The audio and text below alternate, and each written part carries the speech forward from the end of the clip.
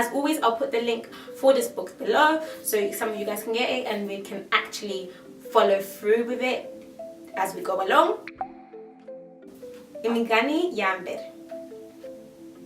Akimuhana kaza imvura ihise. Akimuhana ntabwo nzi ibyo bivuga. Akimuhana kaza imvura ihise. Metekereza ko bishaka kuvuga ko hari ikintu cyiza kiraza imvura ihise. Ibintu bateye n'imbuto ibintu gutyo bikeneye imvura ni gutyo birakura. Nibyo ntekereza. Mu Cyongereza bavuze ko if you want something done right, do it yourself. Ka ushaka gukora ikintu cyiza ugomba kubikorera.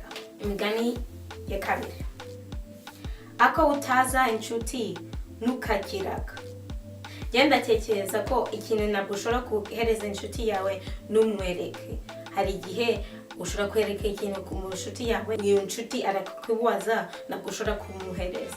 Donc bishaka kuvuga ntuhereke inshuti yawe ikintu ntabwo ushobora kumuhereza. Mu Cyongereza bavuze ko honesty is the best policy. Me ntabwo birenga yiniye kera ko honesty is the best policy bivuga ko kuvuga ukuri nibyo byiza. Imigani ya gatatu. Bushya bitwa ejo.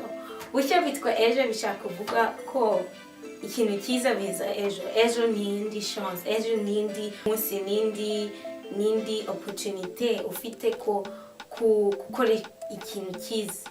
Niyo mpamvu bushya bitwa ejo. Mu Cyongereza bavuze ko bivuga ko tomorrow is another day. Tomorrow is another day bivuga ko ejo n'indi munsi. Babonye ko ntabwo bireshya.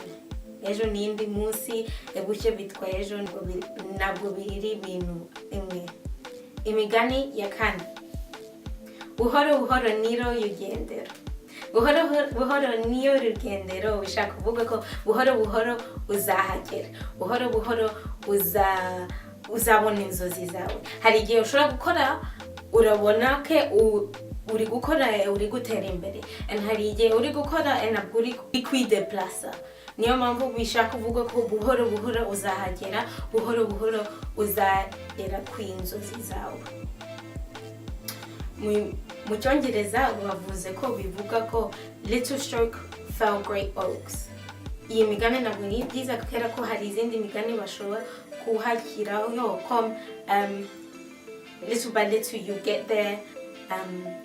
Every success starts with the first step. Imigani ya gatanu. Ibihembe bijyana natwe umenya iyo bikura bije. Ibihembe bijyana natwe umenya iyo bikura bije. Ibihembe ni ibihembe y'inka. Donc ibihembe ka inka iri ka bebe nabwo uribone direction ibihembe izakura. Niyo mpamvu bishaka kuvuga ugomba kuba ufite patience n'igihe uramenya direction ihembe izakura. Atekereza nibyo bishaka kuvuga. Mu Cyongereza bavuze ko ni time will tell. Igihe izakwereka. Ibyo bavuze mu Cyongereza. Okay. Nonaha ibyo ni byose y'uyu munsi. Murakoze.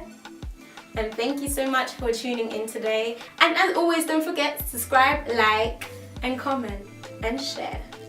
See you in my next video, guys.